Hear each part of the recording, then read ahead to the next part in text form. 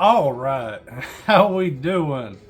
I'm so very excited to be coming at you today with this video about Conan, a whole bunch of Conan, Battle of the Black Stone. So we got issue 4 of the Savage Sword of Conan and issue 1 of the Battle of the Black Stone here. So I'm super excited for this. I've been loving this current run of Conan more than anything else. It's just the absolute best. And let's just start it off with the magazine here, because that's what the I believe the proper reading order is. Although I'm a bit late on this stuff because my local comic shop got all their stuff with the Conan about 2 weeks late. So I was late on both Savage Sword and Barbarian. But man, this is so much fun. We got this amazing cover on the back here too, which I'm absolutely loving. Like, that is just so radical. And it's promising the first part of a two-part King Conan story, so that's going to be exciting. But man, this is just absolutely beautiful artwork. I'm loving that. So very cool. But this main cover is really awesome too. Like, what's not to love there? But real cool. This starts out here. We get this awesome page. Get your general introduction, as you were. We got an advertisement for a coming digital short story here. And I always love seeing what piece of artwork they choose for this opening bit here with the credits. But we got a full list of credits, and this is a jam-packed issue. This is gotta be my favorite issue of Savage Sword we've gotten so far. We just get so much value and story in here. So we get this introduction, which is great. We get a Conan story here, which is really good.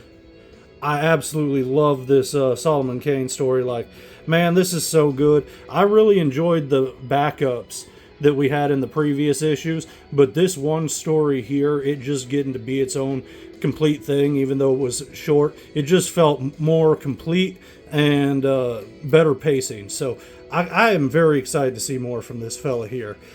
The Brissa story, really cool. The Conrad story here, that was real fun.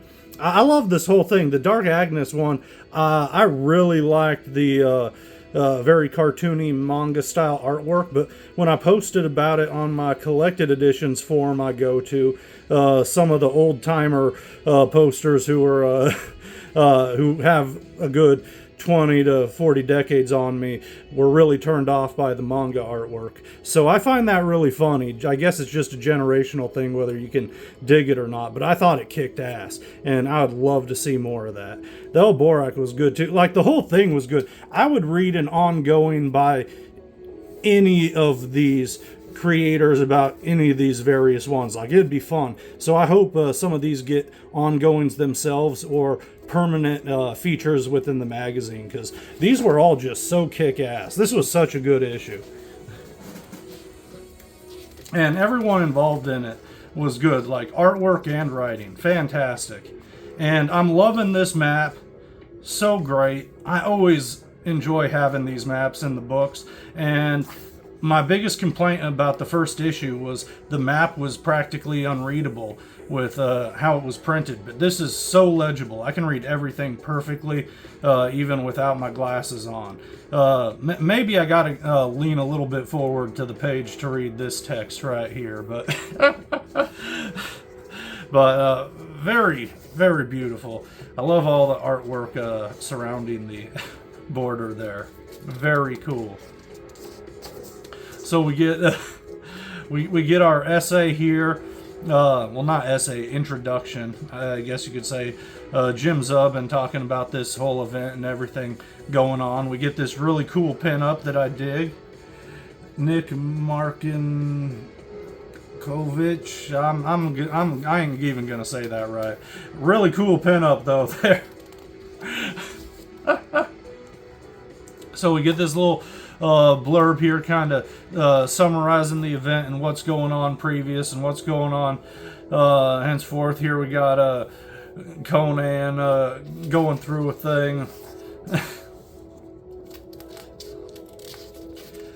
getting our introduction to the concept of the Black Stone here for anybody who has not read any of the previous Conan the Barbarian material or the free comic book day stuff. And we're seeing just how nightmarish it is.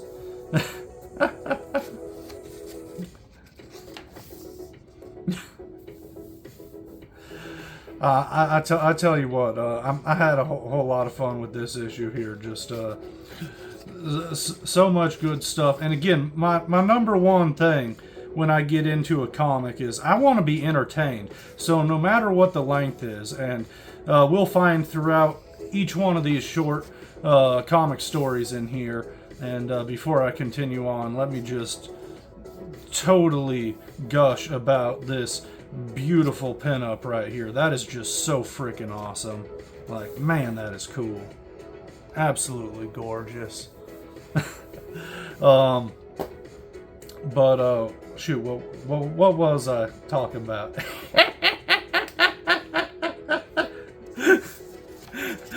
Just the fact that each one of these issues in here, sorry, I just had to come back to me real quick. Each one of these stories in here has plenty of action in it, and that's my number one thing. Is I want to be entertained. Don't have continuous build up. Don't make it boring. Don't leave it all talking. I want to have some sort of action to hook me in. Like, why did I buy this comic book? You know what I'm saying? And each one of these has that. And this Solomon Kane story, so good. The artwork in this is absolutely beautiful. So gorgeous. And I'm so extra impressed when I see somebody who's able to write and illustrate so well. And this is all by the one fella. And it's so good because you're being a master of both kinds of crafts, but you're having complete control of your story. And I think any writer or artist will admit they're a little bit jealous of somebody who's able to be so good at doing both at the same time, no matter how good they are at one. And this book, this short story here, this Solomon Kane stuff is just absolutely phenomenal. Oh man, looks so good. This fella too makes a real good villain real quick. And I love this scene of him holding that heart up there in front of the obelisk. Like, that is just gnarly. But speaking of gnarly, we get to this page right here. Bam! That's what I'm talking about. Look at that monster. That is frightening as hell. I love it. So cool. And we get this wonderful, frightful action scene here. And this was really cool too, with the dude going to sacrifice himself, take his own heart out to release this beast. But Solomon Kane ain't having that. So very cool. I love how the creature just kind of, what would you say, whiffs. Really awesome. And a cool pinup here too, by the same fella. I love the look of these dudes here. Very cool.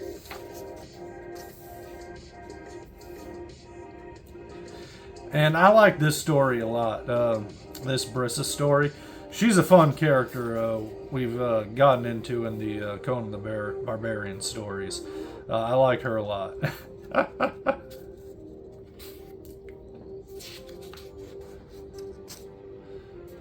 And we get some pretty cool artwork here too, with, as you can see, some really awesome action set pieces. So, like, you already got me hooked.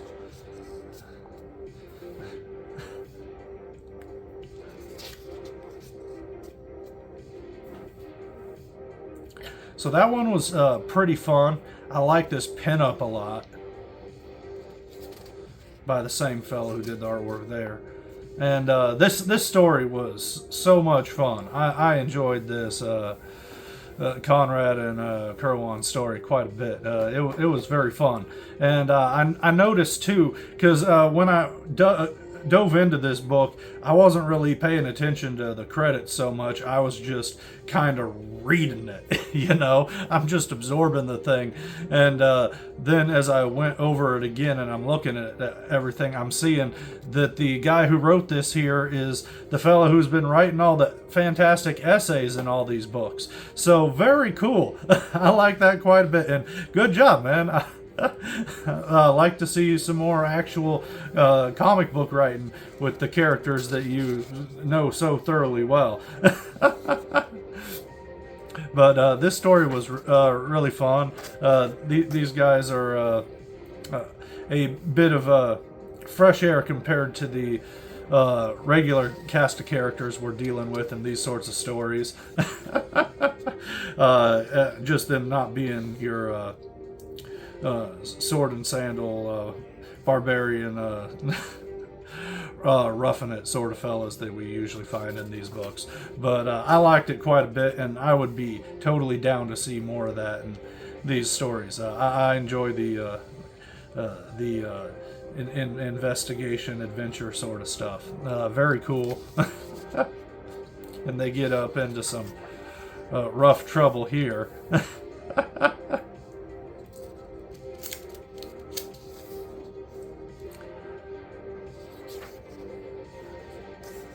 And again, we're getting some cool action.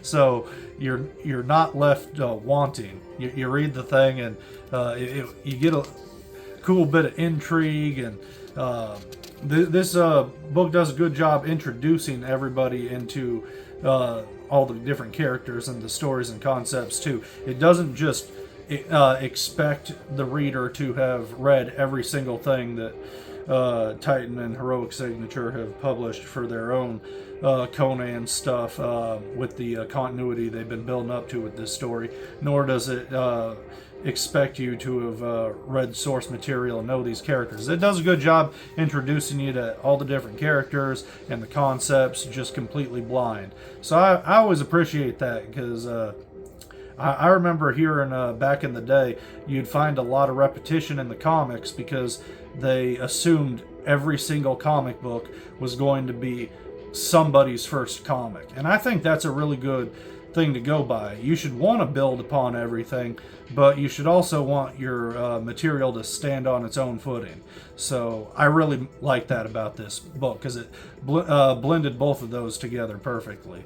And here we can see that Dark Agnes story starting out, and you can see what I'm talking about with that sort of manga-ish anime type influences, just with the roundness you get there.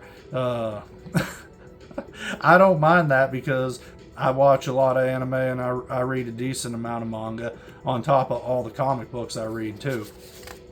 So it ain't nothing for me, but yeah, I guess that's a generational thing, because the older fellas on the comic board did not like this artwork at all. And I found that so fascinating, because I think it's really sharp, and also it's so drastically different from everything else in the book too. It makes it pop and stand out a bit more, which I think is fun. That's what's great about these anthology books, is having everything be so different, but as long as the vibe works well to where nothing feels out of place, like, you can have variation. And I dig this one quite a bit.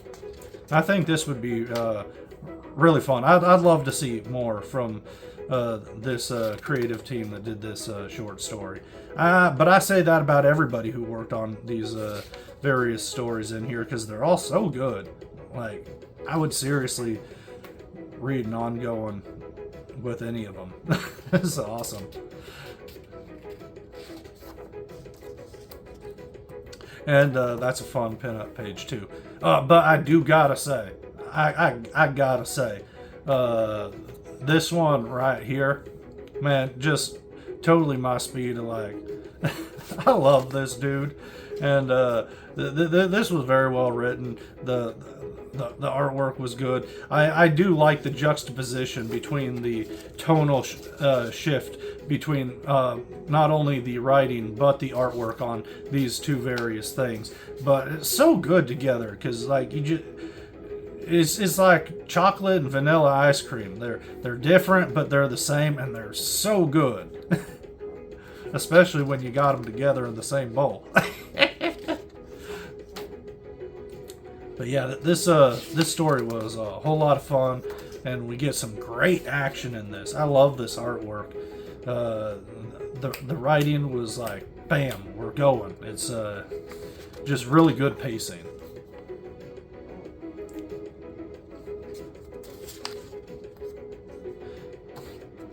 And if I'm recalling correctly, but let me just double check by going right back to the front. But yeah. So this was written by Ron Mars, who I remember him from Silver Surfer and from Witchblade. So that's really cool. I like him.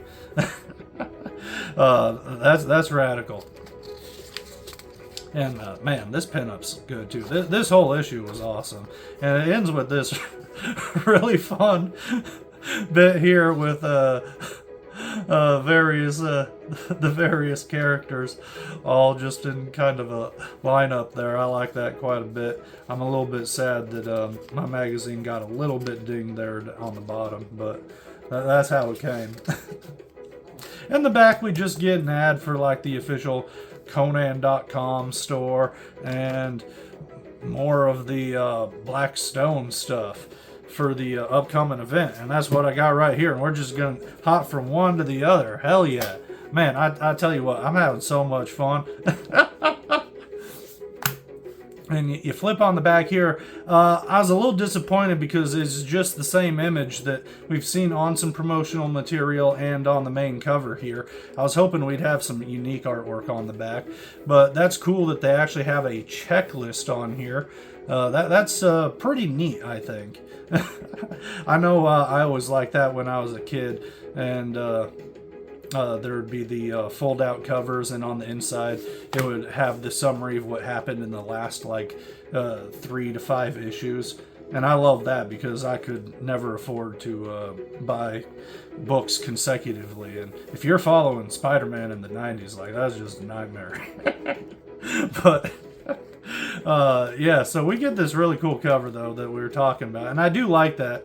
And you know what? Let's just do it right now since I'm talking about covers. But I love that we get the cover galleries on the back here. And as you can see, there's some really cool stuff. Although, I don't know about this blank sketch cover. Although, if you have somebody to sketch on it, that's cool. And I like these interesting black and white-ish covers we get there. But here's the big meat. That's the main one. And this one is really cool too. I really like that. That is really neat. I just had them pull it in my pull box at the comic shop, and I got the standard cover. That's what I generally do. But I would have been happy if they tossed any of these variant covers in, really, except for this blank one. And no shade on the cartoony one, but that's not really the vibe I'm looking for. And you know what? I actually wouldn't mind some cartoony Conan, but I'd want that not in the main sort of books. I would want that in the magazine, maybe as just like a short or a comedic thing. But yeah, I'm happy with the cover I got. I would have been really down if I got that one too. That was really cool. But let's dig in. We get our map and our classic intros up here and down here, just kind of summarizing what's going on with the events and everything. And let me just set the book back down. But this book does a good job weaving all these characters together and their involvement with the Black Stone and the Sigil. And it starts us out jumping off with our two esteemed fellas here, Conrad and Kerwin, and we're just jumping on in there, investigating some stuff here in this in this gathering, and we're meeting Alborak here, our boy we were just talking about. He's looking a little bit gray, and they're talking about the events that took place within the magazine we just talked about. And then it jumps to Conan here. And this just does a really good job of kind of weaving back and forth between all the different characters and their involvement. But I will say, we don't really get to the heart of their involvement in this issue. In this issue right here, it's just more of introducing each character as far as what's going on with them and how they're getting thrust into the story. So I'm really looking forward to issue 2 of this and what goes on with it. And it's well, I'll just say I'm glad that this is its own separate thing and not a continuation in the Conan the Barbarian story. I think that was really smart of them to separate the two. Because this does deviate from Conan quite a bit. So if I'm just picking up the classic Conan the Barbarian story and comic, I'd be disappointed to be getting so much other characters.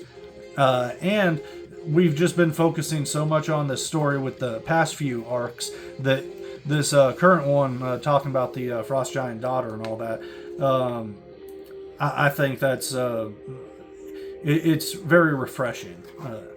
I'm really happy to be able to jump back into that stuff while having this be a little bit separate.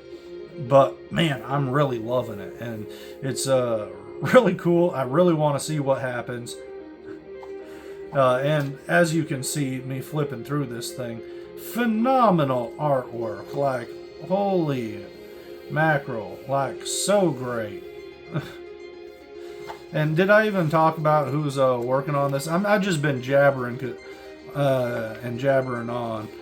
But here we have that credits page, and you can see it's Jim Zub who's been writing the meat and potatoes of all this. But we got Jonas Sheriff here doing the artwork, and it's looking beautiful. But yeah, here we see stuff going on with the stone here at that big old meeting. The thing sets off and does kind of a mind blast and starts hitting everybody around there, and it flashes back to Conan. Yeah, I kind of jabbered on talking over a lot of what was going on in the comic, but you know, I have a feeling you're already either read this and you're just checking out more Conan stuff, or you're planning to, like, you're not too worried about spoilers, and you're already reading this stuff. I'm guessing. I'm just having fun here, and but this is cool. Conan goes crazy on all these picked warriors who are doing some real nasty and blasphemous stuff here at this guarded black gate. Real cool. And again, I'm getting plenty of action in this book. I like it because I'm getting a lot of intrigue, and I'm really hooked on wanting to know what happens and what pulls all these characters together and how they tie in from all their separate separate connections. But man, I'm still getting plenty of action in this book.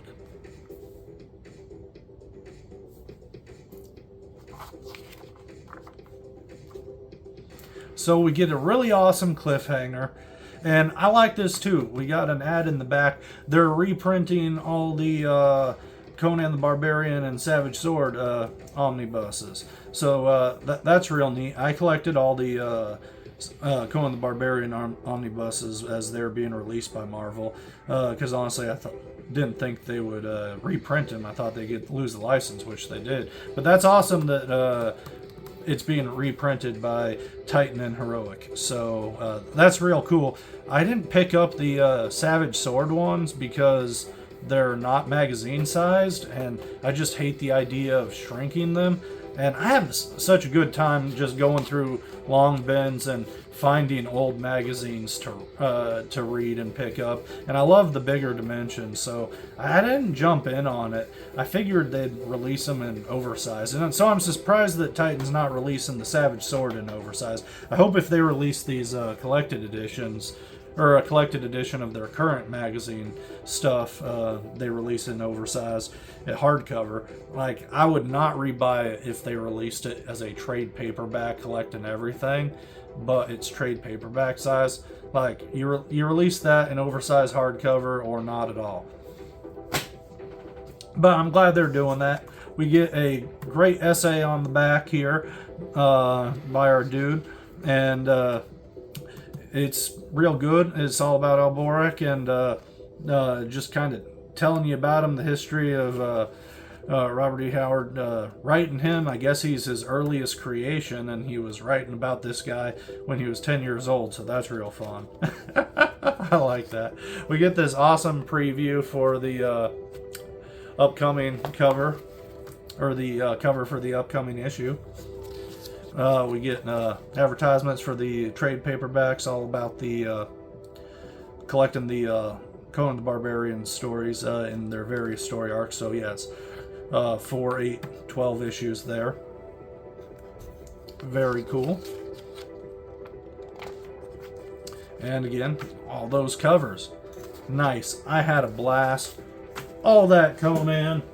Probably too much Conan. I'm just blabbing on and on about it, but I'm having so much fun with this stuff, like more than I have been with comics in, like, I don't know, a decade or two. Like, I'm just absolutely thrilled, and I always have a reason to want to go to the comic shop, and that's just the best feeling, because I hadn't had that for so long, and everything I am liking is always miniseries. So having something actually that's ongoing and continuous and just absolutely solid and not disappointing.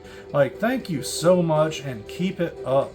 And that's me talking to the people working on the material. But now let me thank you for hanging out with me while I rambled on about all this stuff, and I'll let you go. We'll talk to you next time.